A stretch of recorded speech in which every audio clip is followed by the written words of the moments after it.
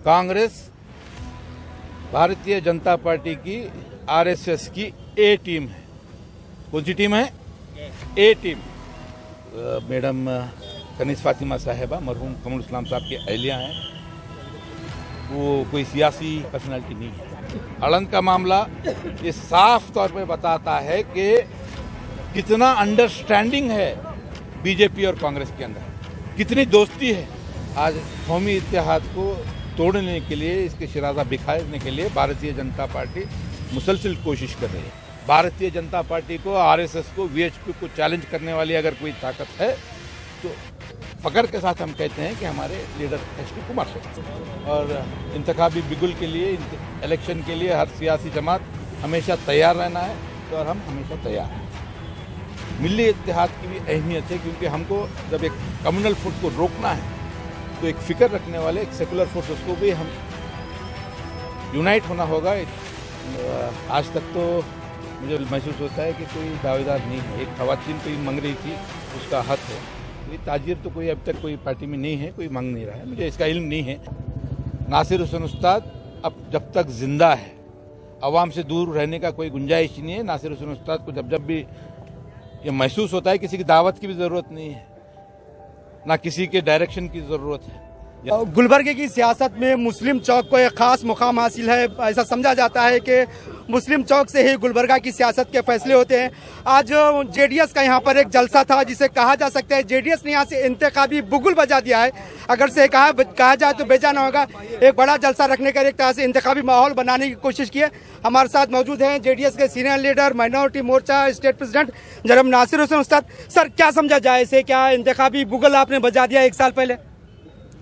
देखिए, आज वक्त की नज़ाकत को महसूस करते हुए यहाँ पर बहुत सारे मजहबी जिम्मेदारों ने, सियासी फिक्र रखने वालों ने, उन्होंने कहा कि आज के इस वक्त में इत्तेहाद की अहमियत के ताल्लुक से एक प्रोग्राम रखा जाए।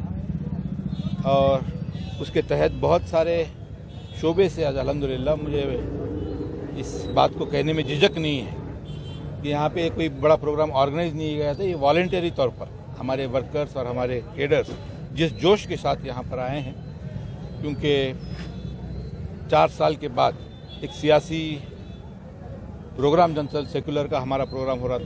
और इंतखाबी बिगुल के लिए, इलेक्शन के लिए हर सियासी जमात हमेशा तैयार रहना है, तो और हम हमेशा तैयार हैं। सर, इत्तेहाद से मुराद क्या है?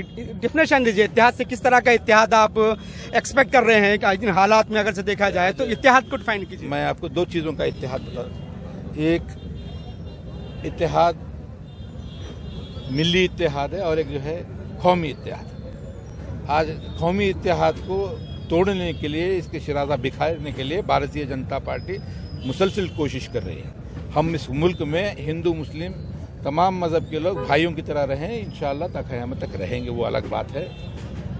यहाँ पर उसको तोड़ने की आए दिन मीडिया चैनल्स के अंदर भारतीय जनता पार्टी के जो कोशिश चल रही है, उसके खिलाफ हमको अवेयरनेस क्रिएट करना है एक।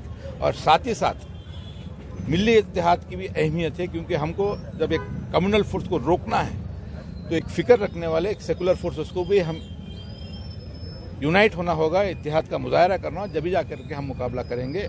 उस फिक्र को लेकर के आज यहाँ पर प्रोग्राम मुनक़िद किया गया था और अल्हम्दुलिल्लाह कौम में वो फिक्र इंशाअल्लाह ताला आएगी। और आज के इस प्रोग्राम ने उस फिक्र को देने में बहुत बड़ा रोल जो है हमारे तकरीबन लीडर्स, कायदीन और उलमा इकराम ने, साफियों ने एक फिक्र जो है कौम में देने की कोशिश की। सर, इत्तेहाद की बात हो रही है, मगर देखा जा रहा है कि जेडीएस के खेमे में कुछ इत्तेहाद शहर की हद अगर से देखा जाए तो देखा नहीं इत्तेहाद नहीं देखा जा रहा है। जेडीएस में भी कई एक दावेदार सामने आ रहे हैं कि फलां टिकट के लिए मैं भी दावेदार हूँ, फलां असेंबली कॉन्स्टिट्यूंसी। शहर के भी एक बिजनेसमैन का नाम सामने आ रहा है कि वो भी जो है जेडीएस के टिकट के ख्वाह हैं। यहाँ जनता दल के खेमे में इत्तेहाद नजर नहीं आ रहा। आपकी गलत फहमी है, कोई ऐसा मेरे को तो खबर में नहीं आई है। आज तक तो मुझे महसूस होता है कि कोई दावेदार नहीं है। एक खवातीन कोई मांग रही थी, उसका हक है। कोई ताजिर तो कोई अब तक कोई पार्टी में नहीं है, कोई मांग नहीं रहा है, मुझे इसका इल्म नहीं है। अगर आपको कोई अगर इल्म है तो एक सियासी जमात में टिकट की दावेदारी कोई भी मांग सकता है। एक एक्स कॉरपोरेटर भी मांग सकता है, एक ताजिर भी मांग सकता है, एक सहाफ़ी भी मांग सकता है, एक उलमा इकराम भी मांग सकता है। टिकट मांगने का हक एक सियासी जमात में सबको है, मगर आप जिस तरफ जिसका बोलना चाह रहे हैं मुझे पता नहीं है, अभी तक तो हमारे पार्टी में ऐसा कोई नहीं है। सर सेक्युलरिज्म की बात वगैरह हो रही है, तो जेडीएस का मुकाबला किससे है, कांग्रेस से है या बीजेपी से? देखिए, भारतीय जनता पार्टी को रोकने की ताकत हिंदुस्तान में रीजनल सेक्युलर पॉलिटिकल पार्टीज की ही है। कांग्रेस भारतीय जनता पार्टी की आरएसएस की ए टीम है। कौन सी टीम है? ए टीम। वो इसीलिए बार बार इल्जाम लगाते हैं कि हम बी टीम है। वो गारंटेड है उनको। राज्यसभा का ये इलेक्शन जहां पर तीसरे कैंडिडेट को जो जिता के भेजा गया बीजेपी की, ये कांग्रेस पार्टी का तोहफा है। हिजाब का मामला, डीके शिव कुमार का ऐलान करना कि मुसलमानों की तायद में कोई लीडर बात नहीं करेगा, ये साफ तौर पे बता रहा है। हिजाब के मामला हो गया, उसके बाद में पॉम्पलेट्स बांटे जाते हैं कि मुस्लिम ताजिरों के पास खरीद फरोख्त ना करे, ये खामोश रहते हैं। अड़ंद का मामला ये साफ तौर पे बताता है कि कितना अंडरस्टैंडिंग है बीजेपी और कांग्रेस के अंदर, कितनी दोस्ती है। दोनों मिल करके जाकर के पूजा करते हैं और कौम को जो है जेलों में भेजते हैं। ऐसे कितने मिसालें जो आप वक्फ बोर्ड के प्रेसिडेंट्स देखिए, आप पूरे स्टेट के अंदर बैठ करके कांग्रेस और बीजेपी डिसाइड करके आधे डिस्ट्रिक्ट वो बांट रही है, आधे डिस्ट्रिक्ट ये बांट रही है। आज कौम देख रही है कि भारतीय जनता पार्टी को अगर रोक सकते हैं तो कांग्रेस की लीडरशिप में वो विजन नहीं है, वो ताकत नहीं है। ना सिर्फ कर्नाटका में बल्कि हिंदुस्तान में रीजनल सेक्युलर पार्टीज ही कर सकते हैं। और कर्नाटका में एक वाहिद लीडर जो बेखौफ होकर, बेझिझक होकर मुसलमानों के लिए अपनी आवाज को बुलंद कर रहा है। भारतीय जनता पार्टी को, आरएसएस को, वीएचपी को चैलेंज करने वाली अगर कोई ताकत है तो फकर के साथ हम कहते हैं कि हमारे लीडर एचडी कुमारस्वामी। सर, आप ही ने कहा कि आप 4 साल के बाद अवाम के आए हैं, तो अवाम में ये सवाल भी है कि नासिर हुसैन उस्ताद 4 साल के दौरान कहाँ रहे, क्यों जो है अवामी मसाइल के साथ सामने नहीं आए? एक ये भी सवाल उठ रहा है। 4 साल के बाद आप खुद एतराफ कर रहे हैं कि अवाम में। एतराफ नहीं कर रहा, मैं आपको आपका जो वर्ड्स हैं आप उसको मिसगाइड कर रहे हैं। मैं आपको ये कह रहा हूं कि पॉलिटिकल प्रोग्राम जो है 2 साल कोविड के हुए। आज भी ये जो प्रोग्राम करने के लिए सुबह से मुसलसिल हमारे डिपार्टमेंट वाले हमको रोक रहे थे।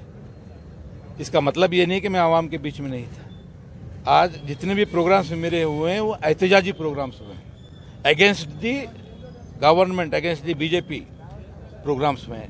पॉलिटिकल बैनर के तहत इत्मीनान से मुस्लिम चौक पर तकरीर होना, इसका माने क्या है? मैं जिस कॉन्टेक्स्ट में उसको बात को बताया कि तकरीर सुनने के लिए और एंजॉय करने के लिए तकरीर अगर सुनने आ रहे हैं तो ये गलत है। आपको जो तकरीर का मफहूम होना चाहिए, जो जज्बात होना चाहिए, जो फिक्र होनी चाहिए, उस फिक्र को आवाम लेकर आगे बढ़े, उन सवालात को बहस करें। और आपके लिए मैं साफ तौर पे कहना चाहता हूं, नासिर हुसैन उस्ताद अब जब तक जिंदा है अवाम से दूर रहने का कोई गुंजाइश नहीं है। नासिर हुसैन उस्ताद को जब जब भी ये महसूस होता है किसी की दावत की भी ज़रूरत नहीं है, ना किसी के डायरेक्शन की ज़रूरत है। एनआरसी के अंदर मैंने किसी पार्टी लीडरशिप को फ़ोन करके इजाज़त लेकर के एहतजाज नहीं किया। अड़ंद के मामले में किसी लीडर को फ़ोन करके इजाज़त लेकर के मेरे ऊपर केस नहीं डाल लिया। कोविड के अंदर रमज़ान के महीने पर जब रोजगारों को गिरफ्तार किया जा रहा था तो एहतजाज के बस स्टैंड के सामने एहतजाज करके केस डाल लिया, किसी लीडर को पूछ करके नहीं किया। ये मेरी तड़प है, ये मेरी फिक्र है। मुझे किसी को साबित करने के लिए किसी को इजाज़त लेने की ज़रूरत नहीं है। अल्हम्दुलिल्लाह जब तक जिंदा हूँ, कौम के साथ, अवाम के साथ हूँ, उस दर्द को अपने सीने में रख करके मुझसे जितनी कोशिश हो सकती है वो कोशिश करता रहूँगा। ये मेरा कमिटमेंट अपने आप से है और मेरे रब से। आखिरी सवाल, आपका मुकाबला हो सकता है इस बार भी जो है कांग्रेस की सिटिंग एमएलए बेगम खानुल इस्लाम से हो, तो क्या मैसेज देना चाहेंगे आप? बेगम खानुल इस्लाम में और नासिर हुसैन उस्ताद में कंपेरेटिव देखा जाए तो किस तरह से कंपैरिजन किया जाए? ये कोई कंपैरिजन नहीं है, इसे कंपेयर मत कीजिए आप। मैडम कनीस फातिमा साहिबा मरहूम कमरुल इस्लाम साहब की अहलिया हैं, वो कोई सियासी पर्सनालिटी नहीं है। मैं उनके ताल्लुक से कभी भी उनके ताल्लुक से कोई बात नहीं कहता। उनको कांग्रेस पार्टी के लीडरशिप ने, उन्होंने 3 बार इस्तेकारा किया, उन्होंने फैसला किया कि वो इलेक्शन में नहीं आएंगे। उसके बाद में अवाम ने उनको, कांग्रेस की ने उनको बी फॉर्म घर को जा करके दे करके जिताया है। वो कोई सियासी लीडर नहीं है। आज सवाल जो है मैडम नहीं है, सवाल हमारी अवाम फैसला करना है। फिर से इत्तेहाद का मुजाहरा करना है और हक का फैसला देना है। कांग्रेस ये जो इत्तेहाद का जो मफहूम है, इत्तेहाद का जो कॉन्सेप्ट है, इस कॉन्सेप्ट किस तरह हो और कैसे हो, ये फिक्र हमें आनी चाहिए। किसी सियासी लीडर्स के डायरेक्शन पे इत्तेहाद नहीं, बल्कि अपने दिल से, अपनी नीयत के साथ इत्तेहाद हो, वो सवाल है। हमारे सामने कोई पर्सनल अटैक करने का मफहूम नहीं है। आवाम जानती है कि उस फैसले के बाद, पिछले इलेक्शन में भी हुआ, कोई हफ्दुमस में बहुत बड़ा तारीखी जलसा हुआ, वहाँ पर जो भी फैसला होगा कांग्रेस पार्टी जो जिसको भी बी फॉर्म देगी, कौम इत्तेहाद होकर के वोट डालेगी। क्या हुआ उससे? कांग्रेस पार्टी किसको टिकट देती है? आप अगर इत्तेहाद की गारंटी सियासी कायदीन को अगर देंगे कि आप फैसला कीजिए, हम रहेंगे, तो फैसला उनसे सही नहीं होगा। इत्तेहाद किसके साथ होगा, किसके लिए होगा, वो अगर फिक्र हमारे अवाम के बीच में आएगा तो इंशाअल्लाह ताला सियासी लीडर कायदीन भी सही फैसला करेंगे और इंशाअल्लाह कौम की क़यादत भी सही लोगों के। शुक्रिया। इधर नासिर उस्तान, जिनका कहना है कि गुलबर्गा के अवाम को डिसाइड करना है कि किस तरह से लीडर चाहते हैं। हिंद क्रॉनिकल, गुलबर्गा, जवाद मीर।